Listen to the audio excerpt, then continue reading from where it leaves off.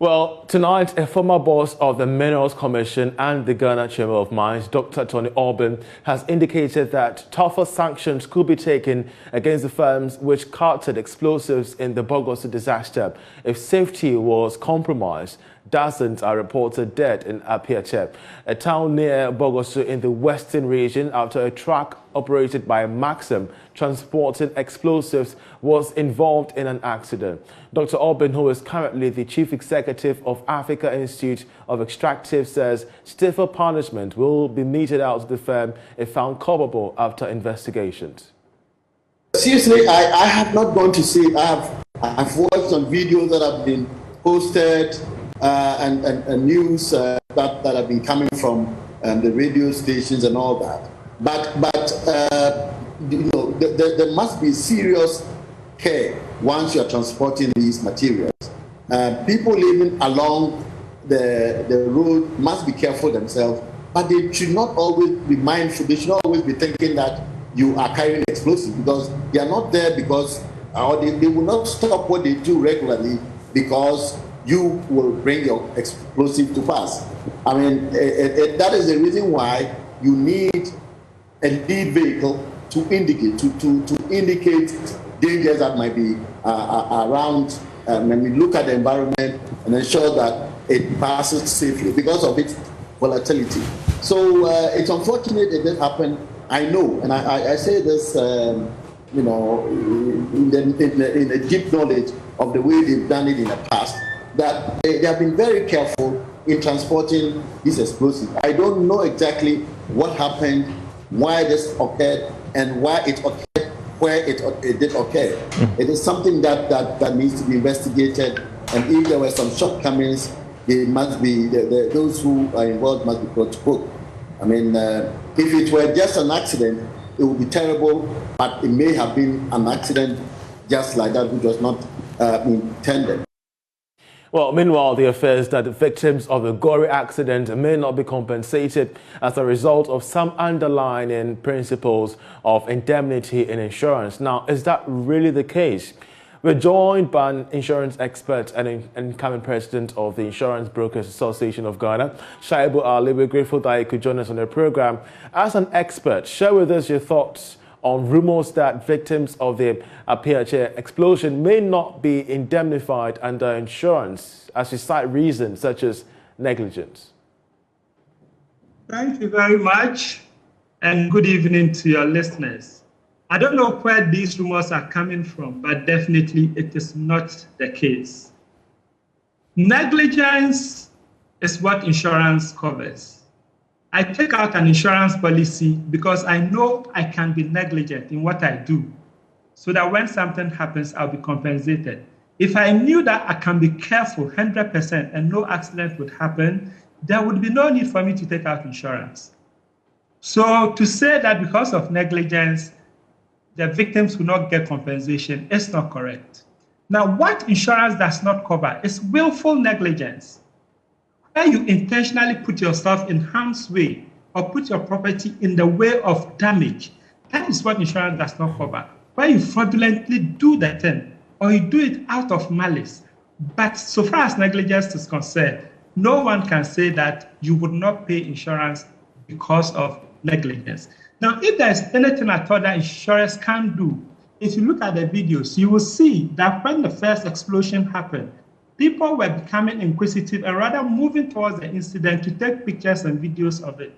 If anything at all, it can be contributory negligence, where they want to surcharge them for contributing negligence. But even that, in situations where people are dead, people are hurt, it will be a little high-handed for insurance to be thinking about that. So please, the suspicion or the claim that victims will not be compensated because of negligence is out of the picture of me. Yeah.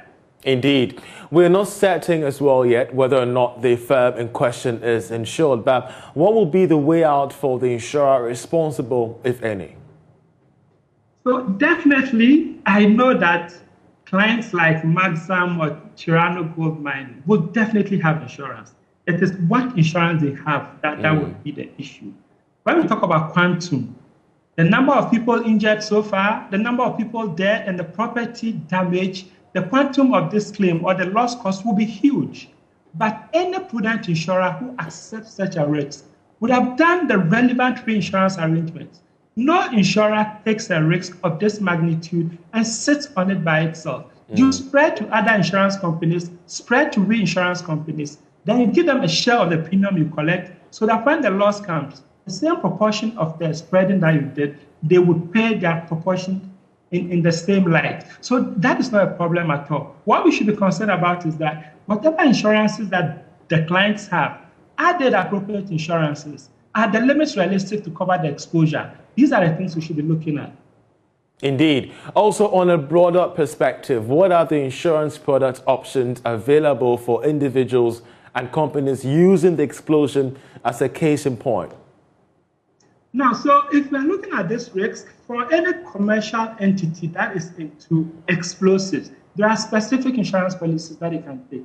If you are into explosives, that you are moving from one point to another, the more realistic cover will be the explosion transportation insurance. It is not an insurance that is very common in our part of the world because we do not have that much of such movements in that part of the world. If you go to places like South Africa, where mining is a big thing, it's a very common insurance for companies in that area. So this insurance is much more appropriate for moving explosives from one point to another because it will pay whatever that comes in the form of property damage, loss of life, and then even loss of the explosives themselves. If you don't have this and you have a general liability policy that has been couched out to take care of what you are doing, and it's not limiting you to a particular premise area, this too can cover whatever damage that will come. Because if you look at it strictly, so far as this loss is concerned, it is not the explosive that is anyone's concern. It is the third-party liability. The houses that have been damaged, the people that have been dead, those that have been injured, and this could be huge. So a general liability cover too would do that. Some people are looking at motor, but the motor insurance will be quite restrictive. In the first place, it is limited. Number two, explosives are a standard exclusion under motor. So you get very limited cover under the motor insurance. Now for individuals, bystanders and all that, if they have personal accident cover, it can help in alleviating it. But I'll tell you, the best placed policies would be a special explosive cover for storage or for transportation, a general liability cover for whatever damage that you cause to third parties. These would be the best suited covers under it. And most of the mining operations, you have a ballpark mining cover that covers everything. So you have this in there as a part of the ballpark cover. So these are the type of policies that ideally should be looked at. If the individuals have personal accident cover, it's fine. You can buy or collect it, but that's very limited. How much would you have insured yourself for? And most of them are endowment policies or investment policies. So that's what I have to say for now. We do understand the fact that the Vice President in a top government delegation has been to Bogos to pledge government support for the community, promising a reconstruction of the buildings affected by this dynamite explosion. But it begs the question though, should the insurer alone bear the cost? Or there's also the need for government intervention in terms of compensation, as we've seen in the line of insurance? Well, government has an overall responsibility to ensure that when there are mishaps of this nature, everybody is fine. And so assuming that there is no insurance, the responsibility for government to come in is right. So I think the move from the Vice President office is a right one. Insurance companies would always come in, but up to the limit of the liability that has been insured. If Maxam or China Gold Mining has insured their operations up to 100,000 Ghana cedis, that is all they will pay. Beyond that, they will not pay anything again. So there will always be a limit to what insurance will do. If you insure for high exposure, you get cover for a high exposure. If you insure for a limited exposure, that is where you can get. So government is the rightful thing for government to do, I think. Shaibu Ali, we're grateful that you could join us with your thoughts on this matter. He's an insurance expert with KEK Insurers and also the incoming president of Insurance Brokers Association of Ghana. You're still watching Business Live. Also in the bulletin, government's decision to cut quarterly expenditure estimates by 20% has been described as a major investor boost for the Ghanaian economy. The Finance Minister, Ken Ofori-Atta, on Wednesday said the reduction in spending by institutions that draw funding from the budget will be tied to the revenue mobilization. Speaking on PM Express, the business edition, economist Professor Robert Osei and investment analyst Mike Kobler said the move by the finance minister will boost investor confidence and stabilize the economy following Fitch downgrade. We need to cut the fat in terms of what we spend our monies on. Okay? There seems to be, well, potentially, there could be some fat around our expenditures. And of course, it is why there is always this talk about corruption and the need to reduce corruption. But the second has to do with a reprioritization of our expenditures. Okay, to relook, take a step back, relook at the things we are spending our monies on and ask whether we are getting the highest dividends in terms of returns for what we are spending our monies on. So that is important, and that will happen with this policy measure that the minister has announced.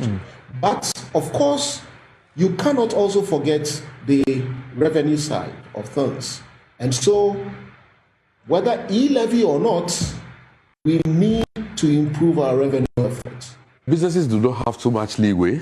You are right. I mean, once your country is downgraded, it's an automatic. Yeah, but that's how the world works. I mean, the first thing people look at, where is this deal coming from? That's the first thing. It's from this country. What's their rating? Okay, before they then begin to dive in to see what the fundamentals are.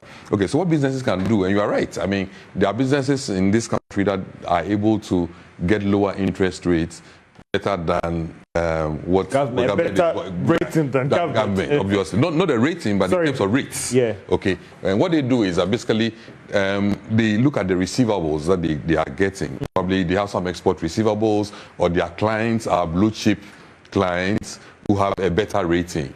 So then they use the receivables as a benchmark to attract cheaper funds. Okay, I mean, that's the only way that business can go around it.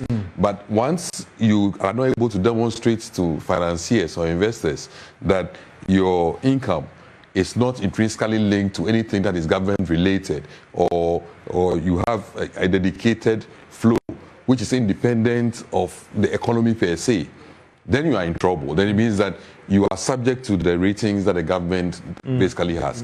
Otherwise, I mean, the way out is to use what we call securitized structures. Okay, so you are looking at income. So, for instance, Cocoa Board. So for instance, Cocoa Board. Okay, so Cocoa Board borrows LIBOR plus 1 or LIBOR plus 2. Okay, government is borrowing LIBOR plus 7, LIBOR plus 6. Why? Because Cocoa Board's receivables, when they sell the cocoa outside, they sell to the likes of Barikadi, they sell to what do we call it, Cadbury. So those companies that they sell to, okay, are AAA companies. You heard Mike Kobler, investment analyst, and economist Professor Robert Osei of the Institute of Statistical, Social and Economic Research, ISA, speaking on PM Express, the business edition. You're still watching Business Live. We're going for a short break. Please stay with us.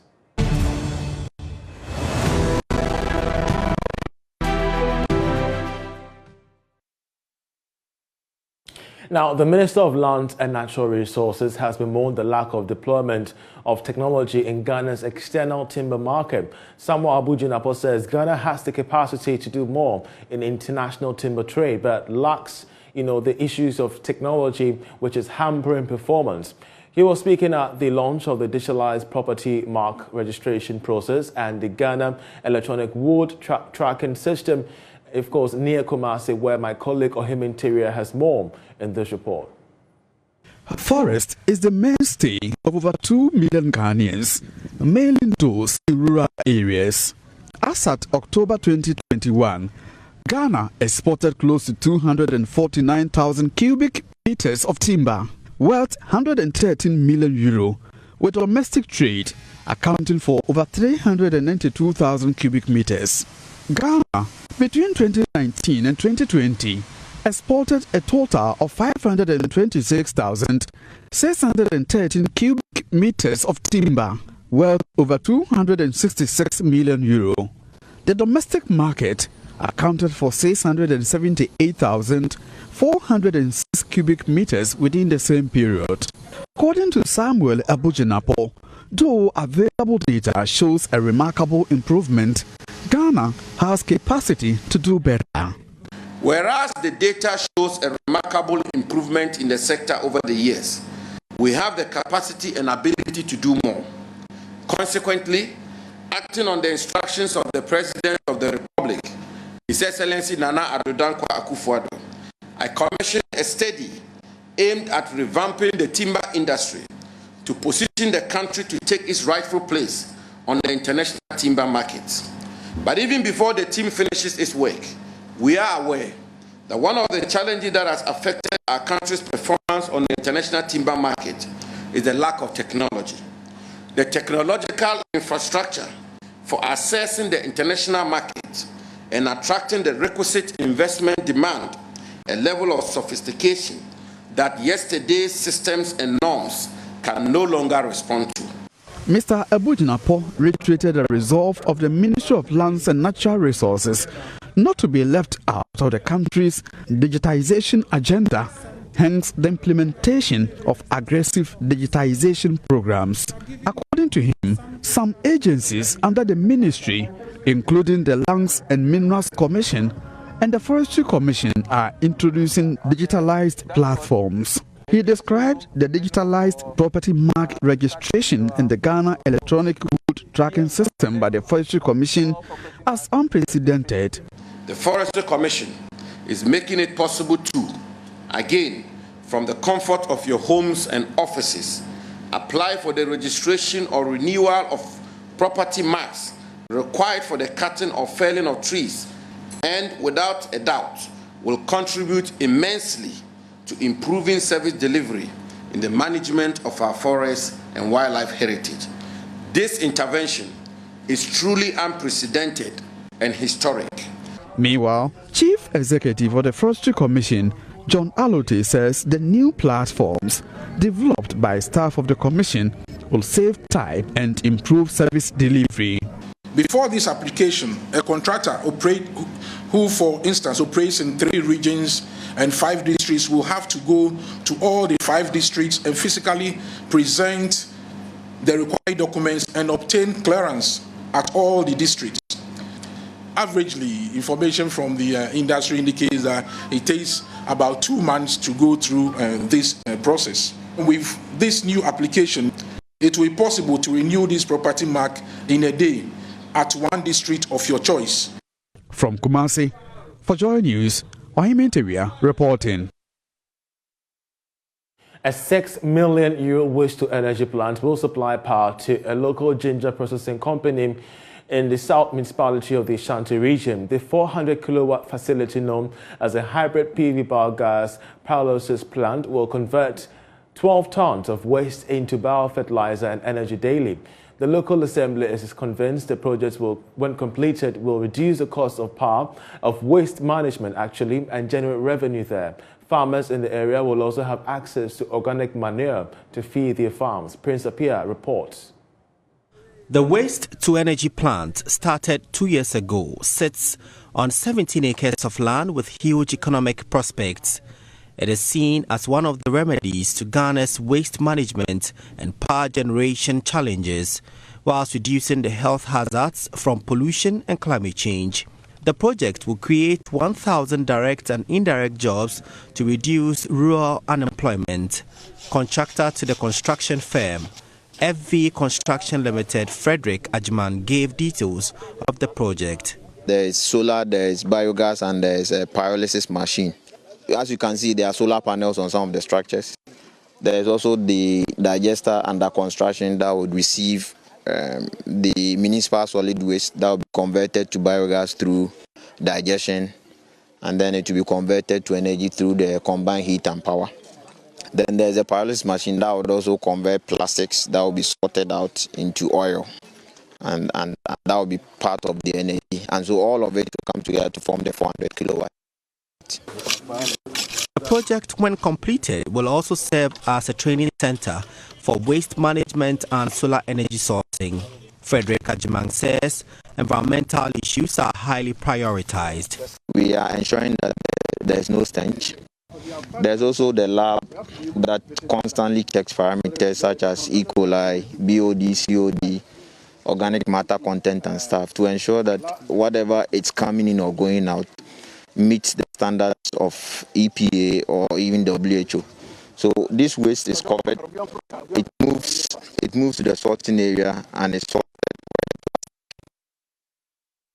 the pyrolysis, and then the organic straight goes into the digester, and the digester is closed. It's a closed dome, so you don't have any stench or anything that has any public health effect on it. Municipal Chief Executive Michael Amwe says the project will supply power to a local ginger processing company to commence production. He said the government is working with private power producers to connect power generated from the plant to the national grid.